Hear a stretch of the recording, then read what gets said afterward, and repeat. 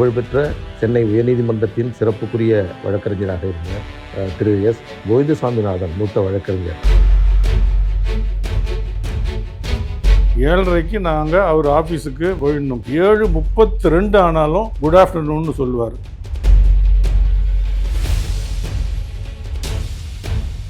எல்லாரும் அப்போ சொன்னாங்க, எதுக்கு ஜட்ஜஸ் எல்லாம் மைலாடுன்னு சொல்லணும், ஒரு சர்ச்சை ஏற்பட்டது. அப்போ அதை பற்றி உங்களோட ஒப்பீனியன் என்னன்னு கேட்ட உடனே அவர் சொன்னார், நான் ஒரு எல்லோரும் அர்ச்சகர் ஆகலாம் அப்படின்னு ஒரு சட்டம் கொண்டு வந்தாங்க. ஸ்டேட் கவர்மெண்ட்டுக்கு சார்பாக இவர் அப்பியர் ஆனதில்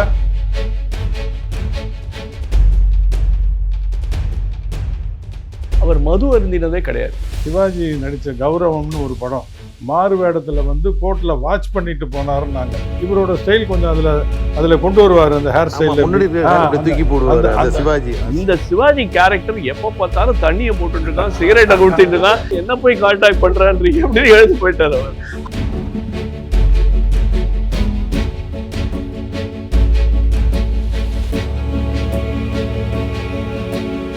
சார் வணக்கம். சார் வணக்கம். வணக்கம். தமிழ்நாட்டில் இருக்கக்கூடிய மிக மூத்த வழக்கறிஞர்கள், மதிப்பு மிக்கவர்கள், இந்த நீதித்துறையில் மிகப்பெரிய ஆளுமையாக இருந்தவர்களை பற்றி இந்த காலத்தில் இருக்கக்கூடிய இளம் வழக்கறிஞர்களுக்கு மட்டுமில்லாமல் நீதித்துறையை சார்ந்தவர்களுக்கும் அதை தெரிந்து கொள்ள வேண்டும் என்ற நோக்கத்தில் சட்டத்திற்காகவென்று பிரத்யேகமாக இருக்கக்கூடிய டிஜிட்டல் மீடியா என்று சொல்லக்கூடிய லீகல் டைம்ஸ்,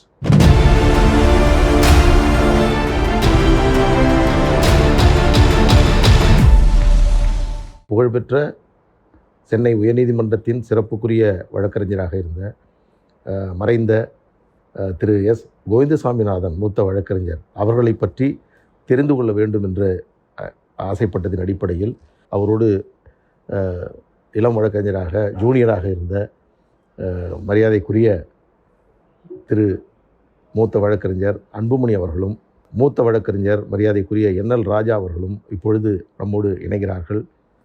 மறைந்த புகழ்பெற்ற வழக்கறிஞர் திரு எஸ் கோவிந்தசாமிநாதன் அவர்களை பற்றி அவரிடம் தெரிந்து கொள்வோம். சுவாமிநாதன் 9/10/1909 பிறந்தார். அவருடைய தகப்பனார் பெயர் டாக்டர் சாமிநாதன். அவர் ஒரு பேரிஸ்டர். அவருடைய தாயார் பெயர் அம்மு சாமிநாதன். அவங்க அந்த காலத்தில் கான்ஸ்டியூஷன் அசம்பிளியில் மெம்பராக இருந்தாங்க, சமூக சேவகி. இவரோடு சேர்ந்து ஒரு தம்பியும் 2 தங்கைகளும் பிறந்தார்கள். அவருடைய தம்பியின் பெயர் ஆல்சோ சாமிநாதன். தங்கை கேப்டன் லக்ஷ்மி. அவங்க ஐஎன்ஏல அந்த காலத்தில் நேதாஜி சுபாஷ் சந்திர போஸ் இதில் ஐஎன்ஏல ரொம்ப 10 வருஷத்துக்கு மேலே பணியாற்றினாங்க.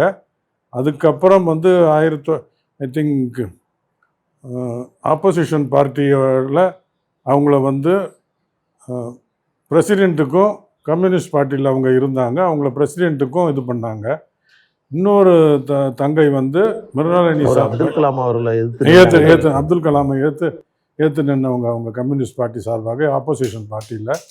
அதுக்கப்புறம் இன்னொரு தங்கை மிருணாளினி சாராபாய். அவங்க கணவர் விக்ரம் சாராபாயின்னு அட்டாமிக் எனர்ஜி, இது அந்த காலத்தில் ஃபஸ்ட்டு இந்தியாவில் அட்டாமிக் எனர்ஜி ஆரம்பித்தது அவங்க பீரியடில் தான்.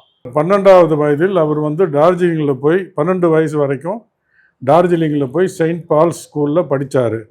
அதற்கு பின்னர் லண்டனில் போய் ஸ்கூல் எஜுகேஷன் முடிச்சுட்டு அதுக்கப்புறம் டிகிரி வாங்கிட்டு ஆக்ஸ்ஃபோர்ட் யூனிவர்சிட்டியில் பேரிஸ்டர் எதுவும் பட்டம் பெற்றார். அதுக்கப்புறம் இங்கே 1935 இங்கே அட்வொகேட்டாக ரிஜிஸ்டர் பண்ணிக்கிட்டார். அவருடைய சீனியர் அவங்க அப்பா டாக்டர் சாமிநாதன் கிட்ட ஜூனியராக இருந்த விஎல் எத்ராஜ். இன்றைக்கி அந்த விஎல் எத்ராஜ் காலேஜின்ட்டு அந்த கமாண்டர் இன் சீஃப் ரோட்டில் இருக்குது. அவர்கிட்ட ஜூனியராக இருந்தார். இவரோடு ஜூனியராக இருந்தவர்கள் ஜஸ்டிஸ் ஆர் சதாசிவம்னு அவங்க இருந்தாங்க. அதுக்கப்புறம் சிவகாமிநாதன் இருந்தாங்க. இவங்கெல்லாம் அவரோட ஜூனியர்ஸாக அந்த காலத்தில் இருந்தாங்க. அதுக்கப்புறம் 1950 சீனியர் அட்வொகேட்டாக அவரை சுப்ரீம் கோர்ட்டில் டெசிக்னேட் பண்ணாங்க. அதுக்கு முன்னாடி பிரிட்டிஷ் பீரியட்லேயே இவங்க வந்து க்ரௌன் ப்ராசிக்யூட்டராக இங்கே இருந்தாங்க மெட்ராஸ் ஹைகோர்ட்டில். அதுக்கப்புறம் 1972 நினைக்கிறேன் senior central government standing council ஆக இங்கே சென்னை ஹைகோர்ட்டில் பணிபுரிஞ்சாங்க. அதுக்கப்புறம் 1969 அட்வொகேட் ஜெனரலாக 69லேருந்து 76 வரைக்கும் அட்வொகேட் ஜெனரலாக இருந்தாங்க. இவருக்கு வந்து 4 குழந்தைகள். ஒன்று விஜய் சாமிநாதன், இன்னொன்று ஸ்ரீலதா சாமிநாதன், இன்னொன்று டிம்மி சாமிநாதன், இன்னொன்று ரேவதி முகர்ஜி. இவங்க 4 பேரும் இவங்க. இப்போ இருக்கிறது ரேவதி முகர்ஜி மட்டும்தான் இருக்காங்க, மற்ற 3 பேரும் தவறிட்டாங்க. குடும்ப பின்னணியை பற்றி ரொம்ப தெளிவாக சொன்னீங்க சார். இதெல்லாம் எங்களுக்கு தெரிஞ்சிருக்க வாய்ப்பு இல்லை. அவருடைய வாழ்க்கை முறை, அவருடைய லைஃப் ஸ்டைல். அவருக்கு வந்து பங்க்சுவாலிட்டி அவ்வளோ ஸ்ட்ரிக்டாக இருப்பார். 7:30க்கு நாங்கள் அவர் ஆஃபீஸுக்கு வீட்டுக்கு போயிடணும். கேஸுக்கு அவர் வீட்டுக்கு 7:32 ஆனாலும் குட் ஆஃப்டர்நூன்னு சொல்லுவார். குட் மார்னிங்னு நம்ம சொன்னால் குட் ஆஃப்டர்நூன்னு சொல்லுவார். அவ்வளோ பர்ஃபெக்ட் இது. அதே மாதிரி கோர்ட்டுக்கு அப்போல்லாம் 10:45 தான் கோர்ட் ஆரம்பிக்கும். இங்கே சேம்பருக்கு 9:20 9:30க்குள்ளே சேம்பருக்கு வந்துடுவார். இங்கே வந்து ரிலாக்ஸ்டாக தான் கோர்ட்டுக்கு போகணுன்னு சொல்லுவார். 10:45க்கு கோர்ட் இருந்தாலும் அவ்வளோ சீக்கிரம் வந்துடுவார். Perfection, meticulous preparation. அவர் நோட்ஸ் எல்லாம் அவ்வளோ பக்காவாக இருக்கணும். அவருக்கு நாங்கள் இன்ஸ்ட்ரக்ட் பண்ணுற நோட்ஸ் எல்லாம் அவ்வளோ இதாக இருக்கணும்.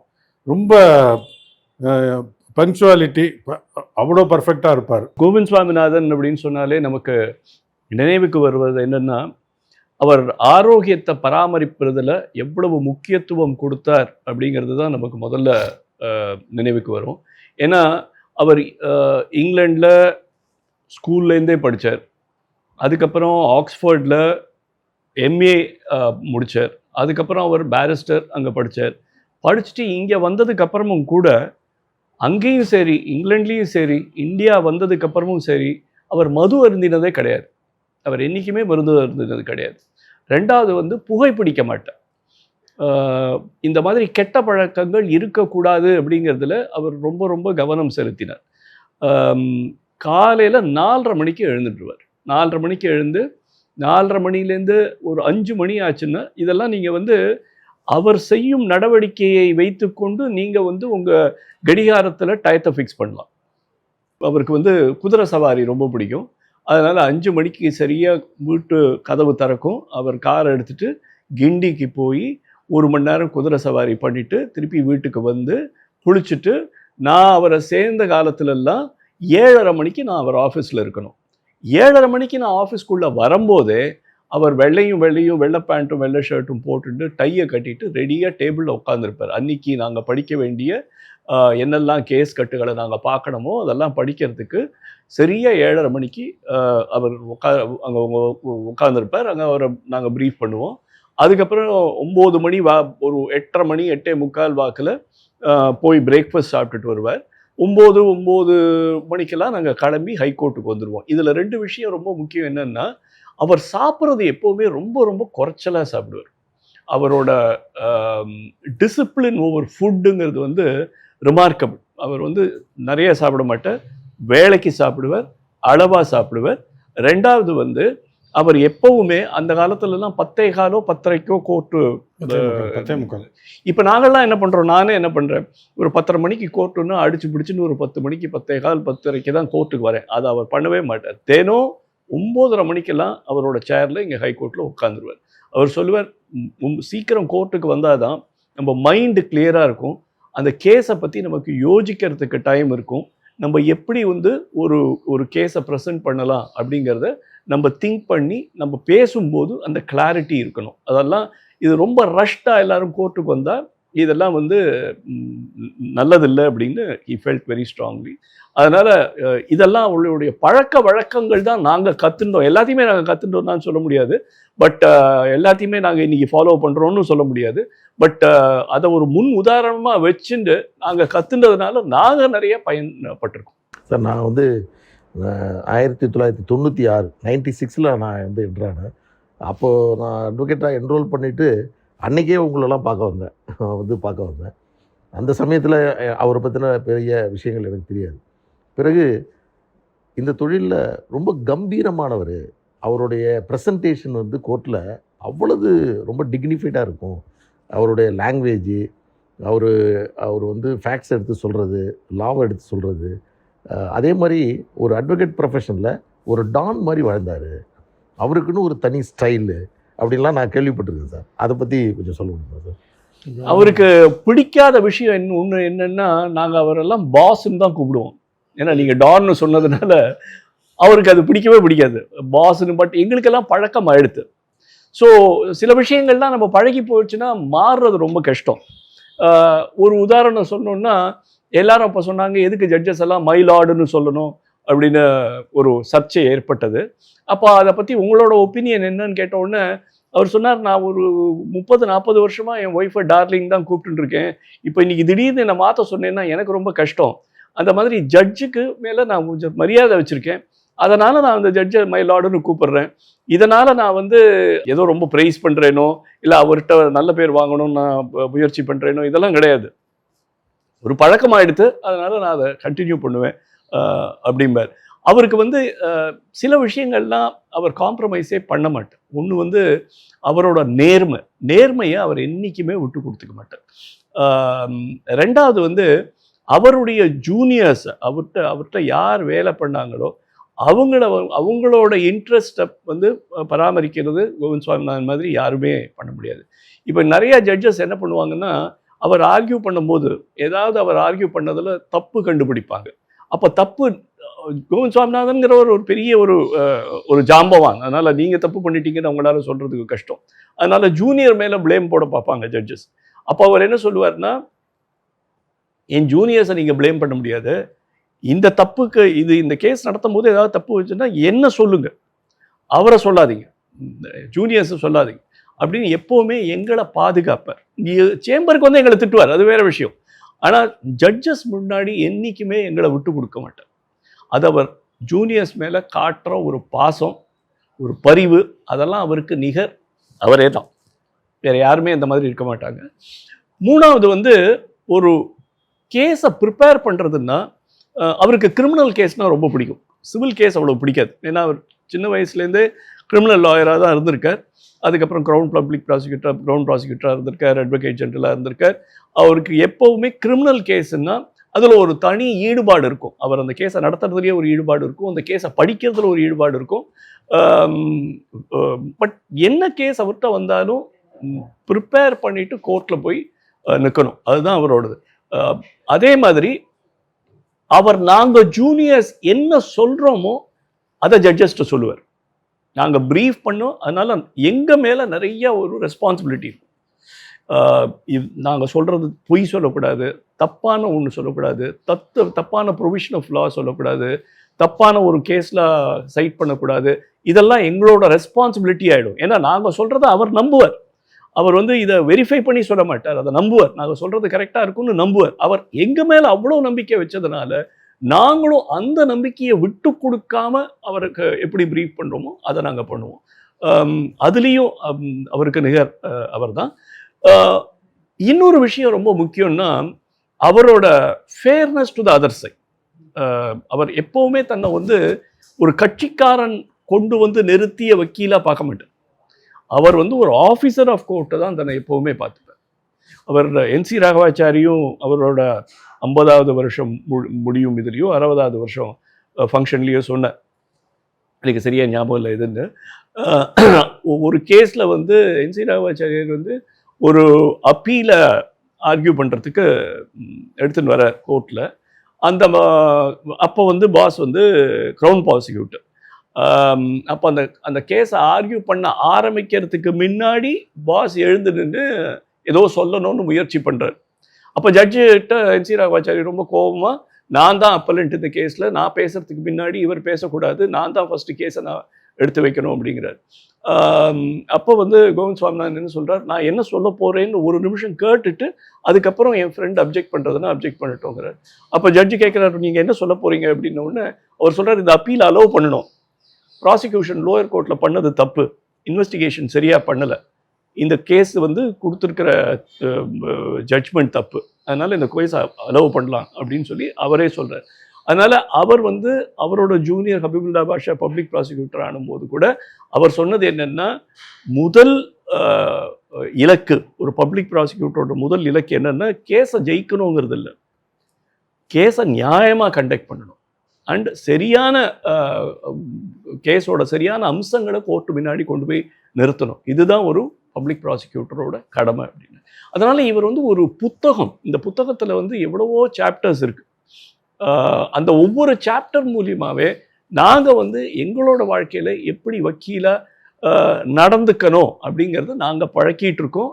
அது 100% பர்ஃபெக்டாக ஆகிட்டோமான்னு நான் சொல்ல முடியாது, பட் முயற்சி செய்து கொண்டிருக்கேன். சார், சென்னை ஹைகோர்ட்டில் நிறைய சேம்பர்ஸ் இருக்குது. ரோமன் 4 சேம்பர்னால் ஒரு ப்ரெஸ்டீஜியஸ் சேம்பர் மாதிரி உங்களுடைய பிஹேவியர், நீங்கள் இந்த கோர்ட்டுக்கு வர்றது இதெல்லாம் நம்ம பார்த்துருக்கோம். நிறைய புகழ்பெற்ற வழக்குகள் அவர் வந்து நடத்தினார் அப்படின்னு நம்ம கேள்விப்பட்டிருக்கோம். உங்களுக்கு ஒரு ஒரு முக்கியமான வழக்கு அவர் நடத்தினதில்ல அப்படின்னு சொல்லணுன்னா எந்த கேஸ் தான் சொல்லுவீங்க? முக்கியமான கேஸு 2 கேஸு நான் சொல்லலாம் சுப்ரீம் கோர்ட்டில். ஒன்று இபி ராயப்பா, அது ஏஆர் 1975/555 அந்த கேஸோட சைட்டேஷன். அதில் வந்து ராயப்பா வந்து சபாநாயகத்தை சீஃப் செக்ரட்டரியாக போட்டதை சேலஞ்ச் பண்ணி அவர் போட்ட கேஸு. அந்த கேஸு அப்போ அவர் அட்வொகேட் ஜெனரலாக இருந்தார். தமிழ்நாடு அட்வொகேட் ஜெனரலாக இருந்து அப்பியர் ஆனது சுப்ரீம் கோர்ட்டில். அந்த கேஸு ராயப்பா போட்ட கேஸு டிஸ்மிஸ் ஆச்சு. இன்னொரு கேஸு ஃபேமஸ் கேஸுன்னு சொல்லணுன்னா அர்ச்சகாஸ் கேஸ்னு சொல்லுவாங்க. அந்த காலத்திலேயே 1975 அவர் கருணாநிதி பீரியடில் முதலமைச்சராக இருந்தபோது எல்லோரும் அர்ச்சகர் ஆகலாம் அப்படின்னு ஒரு சட்டம் கொண்டு வந்தாங்க. அதை வந்து நிறைய பேர் அப்போஸ் பண்ணாங்க. அந்த இதில் வந்து அந்த கேஸும் அர்ச்சகாஸ் கேஸும் சுப்ரீம் கோர்ட் வந்து ஸ்டேட் கவர்மெண்ட்டுக்கு சார்பாக இவர் அப்பியர் ஆனதில் வச்சு இது பண்ணி சுப்ரீம் கோர்ட் வந்து தமிழ்நாடு கவர்மெண்ட்டுக்கு ஃபேவரபுளாக ஆர்டர் போட்டாங்க. அந்த 2 கேஸு இம்பார்ட்டன்ட் லேண்ட்மார்க் கேசஸ் இந்த supreme court by mister Govind Swaminathan. அதுக்கப்புறம் ஹைகோர்ட்டில் நிறைய மேட்டர்ஸ் அப்பியர் ஆகியிருக்காரு. நான் கேள்விப்பட்டேன் லட்சுமிகாந்தன் வழக்கு சார் அப்படின்ட்டு. அந்த காலத்தில் ரொம்ப பரபரப்பான வழக்கு அப்படின்னு சொல்லலாம்னா லக்ஷ்மிகாந்தன் மர்டர் கேஸ். அது இப்போது ரீசெண்டாக நாங்கள் ஒரு ட்ராமாவாக கூட போட்டோம். லக்ஷ்மிகாந்தன் மர்டர் கேஸில் அவர் என்எஸ் கிருஷ்ணனுக்கு அப்பியர் ஆனார். அவர் அப்போது ரொம்ப புகழ்பெற்ற வழக்கறிஞராக இருந்த கேஎம் முன்ஷி அவரை வந்து என்கேஜ் பண்ணார். இதில் ரொம்ப ஒரு இன்ட்ரெஸ்டிங் விஷயம் என்னென்னா, அந்த கேஸில் அக்யூஸ்ட் என்எஸ் கிருஷ்ணன் ஜெயிலில் இருக்கார். என்எஸ் கிருஷ்ணன்ட்டேருந்து இன்ஸ்ட்ரக்ஷன்ஸ் வாங்கணும். அதாவது என்ன நடந்தது, உங்களை வந்து இதில் கொலையாளியாக சொல்கிறாங்களே, இது என்ன நடந்தது அப்படின்னு கேட்கறதுக்காக அவர் வந்து ஜெயிலுக்கு போகிறார். அவரும் கேஎம் முன்ஷியும் ஜெயிலுக்கு போகிறாங்க என்எஸ் கிருஷ்ணனை பார்த்து இன்ஸ்ட்ரக்ஷன்ஸ் வாங்குறதுன்னு. பட் என்எஸ் கிருஷ்ணன் எப்படின்னா, அவருக்கு சுற்றி நடக்கிறத எல்லாமே லைஃப்பில் அவர் வந்து ஒரு காமெடியாக தான் பார்ப்பாராம். அவருக்கு எதுவுமே சீரியஸ் கிடையாது, எதையுமே சீரியஸாக எடுத்துக்க மாட்டார். அவருக்கு நடக்கிறது எல்லாமே ஒரு காமெடியாக தான் அவர் பார்ப்பாராம். அதனால் இவர் போய் 2 பேரும் இன்ஸ்ட்ரக்ஷன்ஸ் எடுக்கும்போது இவர் கேஸ் என்ன நடந்ததுன்னு ஒரு 10-15 நிமிஷம் சொல்லிவிட்டு அதுக்கப்புறம் கோர்ட்டில், ஏன்னா அவர் அக்யூஸ்டாக கோர்ட்டுக்கு கூட்டிகிட்டு வந்தாங்க இல்லையா, அதனால் கோர்ட்டில் எப்படி பேசினாங்க, வெள்ளக்கார ஜட்ஜி எப்படி பேசினா, கோவிந்த் சுவாமிநாதன் எப்படி பேசினார், இமிட்டேட் பண்ணி வந்தாங்க. கேஎம் முன்ஷி அவர் புத்தகத்தில் எழுதுறார், இந்த மாதிரி நான் வந்து என் லைஃப்லேயே சிரிச்சதில்லை அப்படிங்கிறார். அவர் எதையுமே வந்து ஒரு வாழ்க்கையே ஒரு சும்மா ஒரு கோமாளி கூத்துங்கிற மாதிரி தான் பார்ப்பாராம் என்எஸ் கிருஷ்ணன். அதுக்கு ஒரு ரொம்ப இன்ட்ரெஸ்டிங் கேஸ் அது. ஸோ அதில் கோவிந்த் சுவாமிநாதன் வந்து என்எஸ் கிருஷ்ணனுக்கு அப்பியர் ஆனார். சார் சொல்லிட்டு இருந்தார் சுப்ரீம் கோர்ட் கேசஸில் இப்போ வந்து சுப்ரீம் கோர்ட்டில் இருக்க வக்கீல்கள் கூட கேசவானந்த பாரதி கேஸுங்கிறது தான் சுப்ரீம் கோர்ட்டில் டிசைட் ஆன மோஸ்ட் ஃபேமஸ் கேஸ். 13 ஜட்ஜஸ் 5.5 மாதம் அந்த கேஸை கேட்டாங்க. அந்த கேஸை கேட்டு முடிச்சதுக்கப்புறம் அந்த கேஸோட judgement went against the government. அதனால் basic structure of the constitution மீறி ஒரு லெஜிஸ்லேச்சர் வந்து அமெண்ட் பண்ண முடியாது அப்படின்னு ஒரு சட்டம் கொண்டு வந்தாங்க. சட்டத்தை சுப்ரீம் கோர்ட் வந்து ஒரு ஜட்ஜ்மெண்ட்டாக டெலிவர் பண்ணாங்க. இது வந்ததுக்கப்புறம் யாருமே எக்ஸ்பிளைன் பண்ண முடியாமல் ஒரு ரிவ்யூ பெட்டிஷன் திடீர்னு சுப்ரீம் கோர்ட்டுக்கு முன்னாடி வந்தது. அண்ட் அன்னைக்கு பால்கிவாலாவோட ஆர்கியூமெண்ட்ஸை கேட்ட நிறைய பேர் வந்து என்ன எழுதியிருக்காங்கன்னா அவங்க புஸ்தகத்தில், இதை விட சிறப்பாக சுப்ரீம் கோர்ட்டில் யாருமே ஆர்கியூ பண்ணதில்லை அப்படின்னு ஒரு 1/2 மணி நேரமோ 3/4 மணி நேரமோ தான் ஆர்கியூ பண்ணார். பட் இது எதுக்கு இந்த ரிவ்யூ தேவை அப்படின்னு பால்கிவாலா ஒரு 45 நிமிஷம் ஆர்கியூ பண்ணுறாரு. இந்த 45 நிமிஷம் அவர் ஆர்கியூ பண்ணதுக்கு அப்புறம் எல்லாரும் கேட்குறாங்க, இந்த ரிவ்யூவை யார் இந்த கோர்ட்டில் வந்து கொண்டு வந்தது, யாருமே ஃபைல் பண்ணலையே, ரிவ்யூ அப்ளிகேஷன் யாருமே ஃபைல் பண்ணலையே அப்படிங்கிறாங்க. அப்போ வந்து சீஃப் ஜஸ்டிஸ் கோவிந்த் சுவாமிநாதன் மேலே பழிய போட்டுடலான்னு கன்வீனியண்ட்டாக நினச்சி state of Tamil Nadu represented by mister Govind Swaminathan தான் ரிவ்யூ எடுத்துக்க சொன்னாங்க அப்படிங்கிறாரு. இது ஏன் சொன்னாங்கன்னு பல புஸ்தகங்களில் வரல. ஏன் சொன்னாங்கன்னா, ஏஎன் ரேயும் கோவிந்த் சுவாமிநாதும் ஆக்ஸ்ஃபோர்டில் ஒரே டயத்தில் படித்தாங்க. ஸோ அவர் என்ன நினச்சாரு, நம்ம ஃப்ரெண்டு வந்து நம்மளை விட்டு கொடுத்துட மாட்டான், நம்ம அப்படி சொன்னால், பட் ஃப்ரெண்ட்ஷிப் வேற, நாட்டு நலன் வேற அப்படிங்கிறத வந்து அவருக்கு அப்போவே தெரியும். அதனால் அவர் எழுந்து நின்று, இல்லை நான் இது மாதிரி கேட்கவே இல்லை, ரிவ்யூ கேட்கவே இல்லை அப்படின்னு சொன்னதுக்கப்புறம் அந்த பெஞ்சே டிசால்வ் ஆச்சு. அதுக்கப்புறம் மினர்வா வில்ஸ் கேஸில் திருப்பி பால்கிவாலா ஆர்கியூ பண்ணி இந்த பேசிக் ஸ்ட்ரக்சர் டாக்டரினை வந்து நிலைநிறுத்துறதுக்காக ஆர்கியூ பண்ணி, அது பேசிக் ஸ்ட்ரக்சர் டாக்டரின் வந்து இன்னைக்கு எல்லா கோர்ட்டுகளும் அங்கீகாரம் பெற்று ஒரு முக்கியமான ஒரு அம்சமாக இருக்குது நம்ம கான்ஸ்டியூஷன் லால. ஸோ இதெல்லாம் அவரோட கேரக்டருக்கு ஒரு எடுத்துக்காட்டாக விளங்குது. இப்போ வந்து சார், அவரோட ஃபேமிலியே ஒரு பெரிய ஃபேமிலின்னு கேள்விப்பட்டிருக்கோம். வழக்கறிஞராக இல்லாமல் அவர் வகித்த பதவிகள்னு ஏதாவது? அவர் வந்து வழக்கறிஞருக்கு அப்பாற்பட்டு இப்போ வந்து அந்த வித்யோதயா ஸ்கூல் இருக்குது, அதுக்கு சேர்மனாக இருந்தார் வித்யோதயா ஸ்கூலுக்கு. அதுக்கப்புறம் பாலமந்திர் காமராஜர் ட்ரஸ்ட்டுன்னு இருக்குது ஜிஎன் செட்டி ரோடில், அதுக்கு பிரசிடெண்ட்டாக இருந்தார். கிட்டத்தட்ட ஒரு 40-45 வருஷம் பிரசிடெண்ட் அதுக்கு இருந்தார். அதுக்கப்புறம் ஸ்கவுட்ஸ் அதுக்கு வந்து கமாண்டண்ட்டாக இருந்தார் ஸ்கவுட்ஸுக்கு. இப்போ இந்த நீங்கள் பார்த்தீங்கன்னா, இப்போ இந்த பிரசிடென்சி காலேஜுக்கு பக்கத்தில் அந்த பக்கம் அந்த கிரிக்கெட் கிரவுண்டு ஒன்று இருக்கும், அதுக்கு பக்கத்தில் தான் அந்த ஸ்கவுட்ஸு இது இருக்குது, அதில் இருந்தார். அது மாதிரி நிறைய சோஷியல் ஆர்கனைசேஷன்ஸில் இருந்தார். கிரிக்கெட் கமெண்ட்ரி அந்த காலத்தில் வந்து ரேடியோவில், ஆல் இண்டியா ரேடியோவில் கிரிக்கெட் கமெண்ட்ரி கொடுப்பார். அவர் வந்து 1997 98 இந்தியா இண்டிபெண்டன்ஸ் வாங்கின போது அந்த இண்டிபெண்டன்ஸை பற்றி ஆல் இண்டியா ரேடியோவில் இண்டிபெண்டன்ஸ் எப்படி வாங்கினாங்க, என்ன நடக்குது அன்னைக்குங்கிறத வந்து ரெக்கார்ட் பண்ணியிருந்தாங்க. அதை வந்து தோஸ் வேர் த டேஸ்ன்னு ஒரு இது வந்து 1998 நினைக்கிறேன் அந்த இதை ரெக்கார்ட் பண்ணி அதை இது பண்ணாங்க. அவர் அப்போ இண்டிபெண்டன்ஸ் நடந்த போது என்ன வந்துச்சுன்ட்டு. கன்சியூமர் ஆக்ஷன் குரூப் பிரசிடெண்ட்டாகவும் இருந்தார், ஃபவுண்டர் பிரசிடெண்ட். அவர் கன்சியூமர் ஆக்ஷன் குரூப்பில் இருந்தார். அட்வொகேட்டாக இல்லாமல் தாண்டி வேறு அவருடைய ஹாபிஸ் என்ன சார்? அவர் வந்து நான் முன்னாடி சொன்ன மாதிரி ஹார்ஸ் ரைடிங் அவருக்கு ரொம்ப தெரியும். ஹார்ஸ் ரைடிங் ரொம்ப பிடிக்கும். கிரிக்கெட் பிரமாதமாக விளையாடுவார். கிரிக்கெட் கிளப்புலலாம் ஹி வாஸ் அ மெம்பர். அந்த காலத்தில் கிரிக்கெட்டுக்கு நிறைய பணம் கிடையாது. அதனால் என்ன பண்ணுவாங்க, இந்த கிரிக்கெட் பிளேயர்ஸ் எல்லாம் என்ன பண்ணுவாங்க, இந்த சிட்டியில் இருக்கிற ஒரு பெரிய மனுஷங்க ஒரு 4-5 பேர் வீட்டில் போய் தங்குவாங்க. தங்கி ஹோட்டலில் பே பண்ணுறதுக்கு கூட பணம் கிடையாது அவங்களுக்கு. ஹோட்டல் சார்ஜஸ்லாம் கூட கிடையாது. இன்றைக்கி இருக்கிற மாதிரி பணம் கிடையாது. அவருக்கு இந்த கிரிக்கெட் ரொம்ப கமர்ஷியலைஸாக போயிடுத்துன்னு ரொம்ப கோபம் அவருக்கு. அவர் வந்து கிரிக்கெட் கிளப்புக்கெல்லாம் விளையாடிருக்காரு. அவர் லெஃப்ட் ஆர்ம் லெக் ஸ்பின்னர். அவர் கிரிக்கெட் கிளப்புக்கு விளையாடிருக்கார், கமெண்டேட்டராக இருந்திருக்கார்.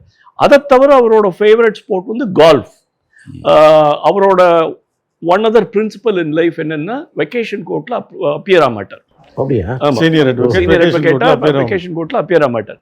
அதனால யூஸ்வலாக மே 1ஆம் தேதி வேற ஏதாவது ஃபங்க்ஷனால போக முடியலங்கிற இதை காரணங்களை தவிர மே 1ஆம் தேதி ஊட்டிக்கு கிளம்பி போயிடுவார்.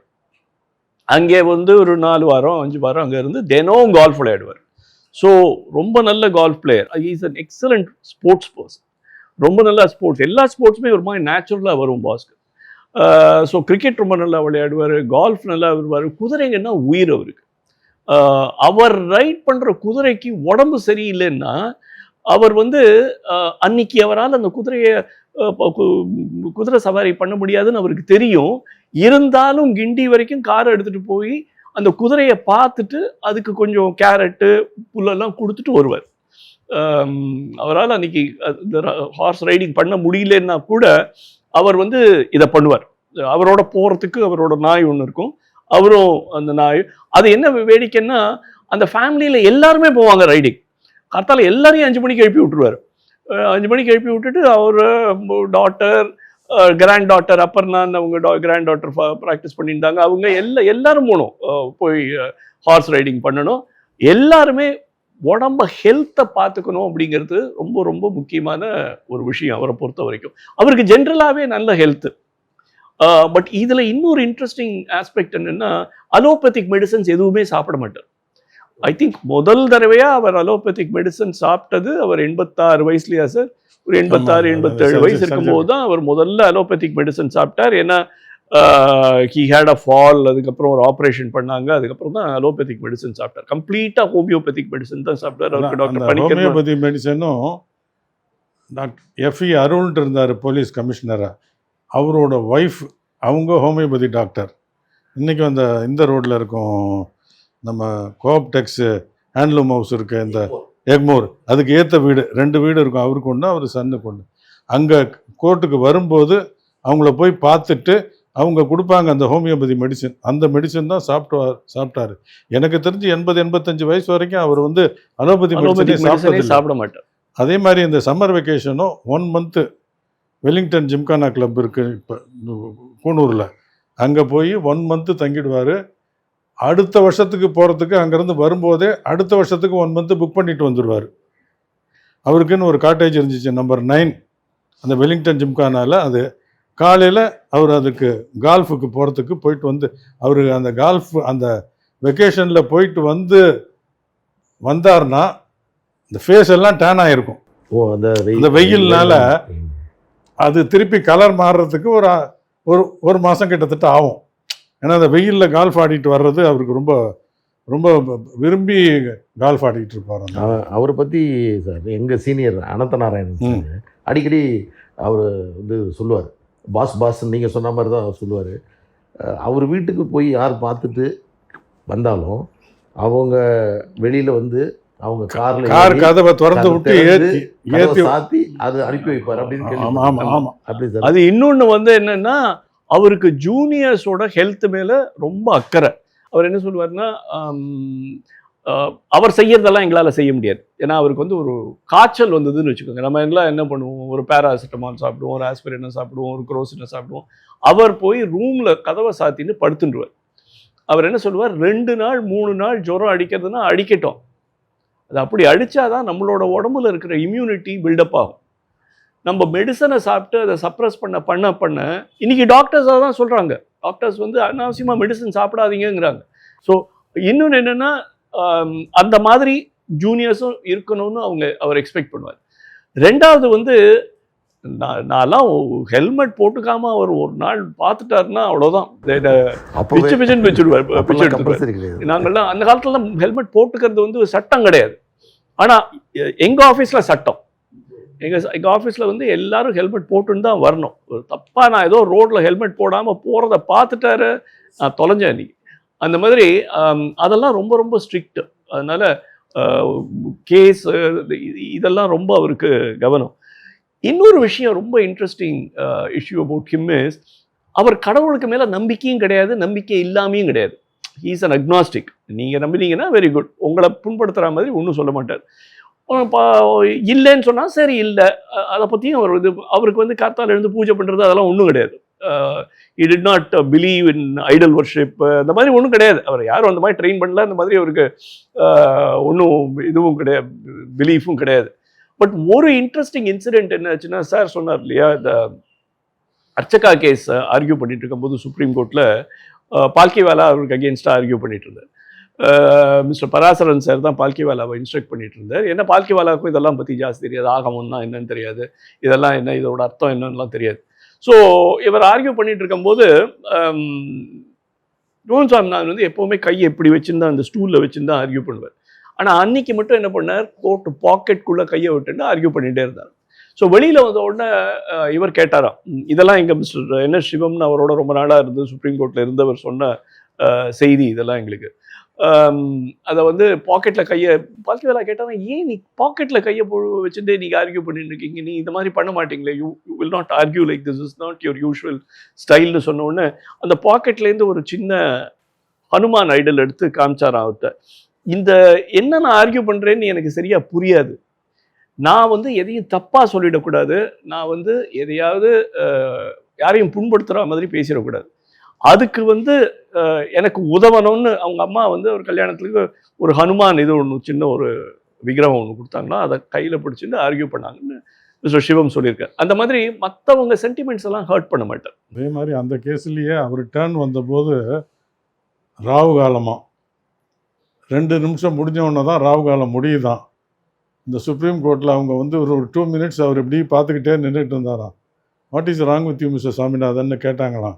C Rahu kalam will be over in 2 minutes, after that I will start the case. இப்போல்லாம் அது மாதிரி இல்லை. அதே மாதிரி இன்னொரு இன்ட்ரெஸ்டிங் கேஸ் நீங்கள் உங்களுக்கு சொல்லணுன்னா ஐடில் தெஃப்ட் கேஸுன்னு ஒன்று. அந்த காலத்தில் நிறைய ஐடில்ஸ் எல்லாம் இங்கேருந்து எடுத்துகிட்டு போய் எக்ஸ்போர்ட் பண்ணிகிட்டு இருந்தாங்க. தமிழ்நாட்டிலேருந்து நிறைய போச்சு. அதில் சிட்டி கோர்ட்டில் செஷன்ஸில் வந்து இவங்க போட்ட கேஸு, ஸ்டேட் கவர்மெண்ட் போட்ட கேஸு இதாகிடுச்சு. சிபிஐ அதுக்கப்புறம் இது பண்ணி இவரை ஸ்பெஷல் ப்ராசிக்யூட்டராக அப்பாயிண்ட் பண்ணி அந்த கேஸை ஆர்கியூ பண்ணுறதுக்கு கிருஷ்ணசாமி ரெட்டியார்னு இருந்தார். அப்போ கிருஷ்ணசாமி ரெட்டின்ட்டு அவர்கிட்ட வந்துச்சு அந்த கேஸு. அந்த கேஸு வந்தபோது ஜெத்மலானி அப்பியர் ஆனார். யாருக்கு? அந்த ஐடில் தெஃப்டில் இன்வால்வ் ஆன அக்யூஸ்டுக்கு. அப்போ இவர்கிட்ட வந்து ஆரம்பிக்கிறதுக்கு முன்னாடியே ஜெத்மலானி வந்து ஏற்கனவே ஒரு ஜட்ஜ்மெண்ட்டு கொடுத்துருக்காரு கிருஷ்ணசாமி ரெட்டியார். அந்த ஜட்ஜ்மெண்ட் வந்து ஜம்மு காஷ்மீர் ஹைகோர்ட்டு ஒரு 3-4 கோர்ட் அந்த ஜட்ஜ்மெண்ட்டை ஃபாலோ பண்ணி நிறைய கேசஸில் அக்யூட்டல் ஆகிருக்கு. அதெல்லாம் சொன்ன உடனே ஒரு ரெட்டியார் வந்து வாட் இஸ் தேர் இந்த கேஸ், அப்படி இதில் என்ன இருக்குது, ஒய் கம் அகேன்ஸ்ட் திஸ் ஜட்ஜ்மெண்ட்டுன்னு சொன்ன உடனே இவர் இப்படி பார்த்துட்டு கையை இப்படி வச்சுக்கிட்டு அந்த ஸ்டூலில் நின்றுக்கிட்டு அப்படி பார்த்தாராம். என்ன what mister Saminathan, you are not starting your ஆர்கியூமெண்ட்னு ஒன்று I don't want to address the ஸ்டோன்னாராம். அவர் கிருஷ்ணசாமி ரெட்டியார் அவ்வளோ ஃபேமஸ் அந்த காலத்தில். Why you have already decided what's a point in my self arguing அப்படின்னாராம். இல்லை no I have open mind, you ஆர்கியூன்ட்டு இவர் ஆர்கியூ பண்ணி அவர்கிட்டயே அவர் கொடுத்த ஜட்ஜ்மெண்ட்டு தப்புன்னு இது பண்ணி அவர் ரெட்டியார் அவரோட இதுதான் அந்த அந்த மெக்னானிமிட்டி ஆஃப் கிருஷ்ணசாமி ரெட்டியார். இந்த ஜட்ஜ்மெண்ட்டு நான் தெரியாமல் தவறாக பாஸ் பண்ணிட்டேன். இந்த ஜட்ஜ்மெண்ட்டு சுப்ரீம் கோர்ட்டுக்கு போய் யாராவது அதை வந்து செட்டிஸ்ஃபைட் பண்ணுறதுக்கு முன்னாடி என் ஜட்ஜ்மெண்ட்டை நானே ரிவ்யூ பண்ணி நானே அதை செட்டிஸ்ஃபைட் பண்ணுறேன்ட்டு பண்ணான். அது ஒரு இன்ட்ரெஸ்டிங் கேஸ் அந்த காலத்தில். Idle theft case, very important case. தூங்குறது கூட ஃபேன் போட்டுக்காம தான் தூங்குவார். வெளியில வராண்டால இந்த கயத்து கட்டில் படுத்துட்டு தூங்குவார். அப்போ வந்து ஹைகோர்ட் ஜட்ஜுக்கு சம்பளம் 3500 ரூபா தான். அப்போவே பெரியவர் எங்களுக்கு மாதம் 5000 ரூபா கொடுத்தாரு. எனக்கு 3500 ரூபா. ஹைகோர்ட் ஜட்ஜை விட எங்களுக்கு அதிகமாக 82, 85 கொடுத்தாரு.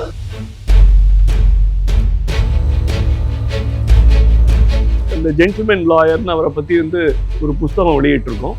அந்த புஸ்தகத்தை நீங்கள் படிச்சீங்கன்னா எப்படி வந்து ஒரு வக்கீல் வாழ வேண்டும் அப்படிங்கிறதுக்கு அது வந்து ஒரு இதிகாசம்.